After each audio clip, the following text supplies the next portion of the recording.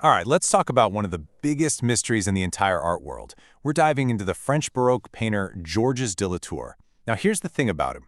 What little we know about the man suggests he was maybe harsh, even cruel. But then you look at his paintings, and they're just filled with this incredible tenderness. It's almost heartbreaking. His whole story, really, is this amazing lesson in how a true genius can be completely lost to time and then miraculously found again. And when I say lost, I mean really lost. For almost 300 years, poof, his name, his art, everything he ever created, just gone. He was completely, utterly forgotten. And that's what's so wild about this whole thing. You know, this wasn't some poor, struggling artist that nobody knew about. No way. In his own time, he was a star. He was celebrated, successful, a true master that people wanted to buy from. So you have to ask, right? How does that even happen? How does a famous, celebrated painter just get completely erased from history? His paintings, which were once so praised, end up mislabeled or just lost in some old church, and his name just fades into nothing. So yeah, who was this guy? Who was Georges de Latour really? I think to get any kind of answer, to understand him and how he was rediscovered, we have to start with his art. We have to look at just how revolutionary it was. Okay, so first up, a revolution in realism. We'll call this his daylight period. What's so amazing here is how he just threw out the rule book. I mean, he wasn't interested in painting epic myths or fancy historical scenes. No, he looked right at the world around him. The peasants, beggars, con artists. And look at how he frames them. It's so tight, almost uncomfortably close, right? He shoves us right into their space. There's no prettiness, no flattery, just raw, unfiltered humanity. And this is where you can really see what makes him so different.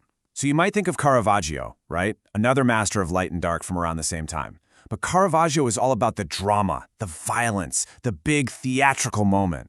Latour, he does the exact opposite. He gives you silence. He gives you this deep, profound stillness that feels almost suffocating. He's painting the quiet moment before everything happens, or the long moment right after. But then, his art takes a turn. That harsh, daytime world starts to fade. And suddenly, the night takes over everything.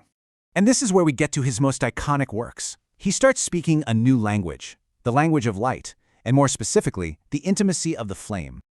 He basically invents his own signature move, something we could call the Latour flame. See, for him, a candle isn't just a light source to create drama, the way Caravaggio would use it. No, for Latour, the flame is intimate. It's quiet. It carves out this tiny sacred space in the middle of all that darkness, a space for thinking, for feeling, for really looking inward. And working in this almost total darkness with just that one fragile flame, well, it lets him explore some of the heaviest themes out there. We're talking about death, fate, repentance, just how fragile we all are. He's not telling a story with a beginning, middle, and end anymore. He's painting a state of being. He's literally painting stillness. And this gets to the heart of what makes his work so powerful. It's never simple. You look at one of his paintings, like the famous one of Mary Magdalene staring into the candle. What are you really seeing? Is that just pure sadness and misery? Or is it something else? Is it this incredible moment of spiritual breakthrough?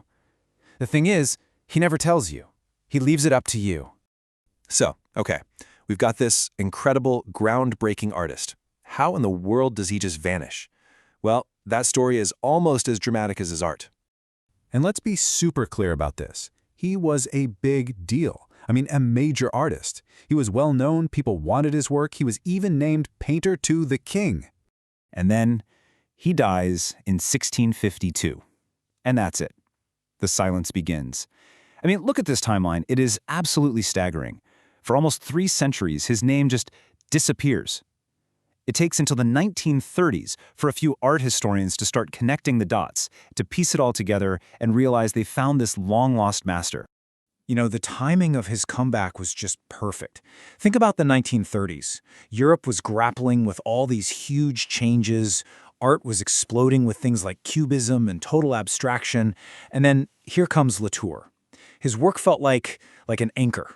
It was so solid, so human. It offered this deep spiritual feeling without all the noise and flash. He was, in a way, exactly what people were hungry for. All of which brings us to the big question. Why does this painter from the 1600s still feel so powerful, so relevant right now? I think it's because his work is just timeless. He gets so close emotionally, so intimate that when you're standing in front of one of his paintings, you're not just looking at some peasant from the 17th century. Not really. You're looking at yourself. You're seeing your own moments of quiet, your own doubts, your own inner world reflected back at you. So, where does all that power come from? Well, it's a few key things, right? It's his total command of light. Not for show, but to get inside our heads. It's that radical simplicity. He gets rid of everything that isn't essential. And of course, it's that deep spiritual ambiguity that lets every single one of us find our own story inside the frame. Which brings us back to the biggest paradox of all. On the one hand, you have these paintings just brimming with quiet empathy and deep thought, but on the other hand, the few historical records we have of the man himself, they describe someone who was harsh, greedy, maybe even cruel.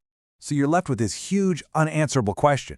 Was this supposedly difficult man just a brilliant observer, capturing the quiet humanity he saw in other people?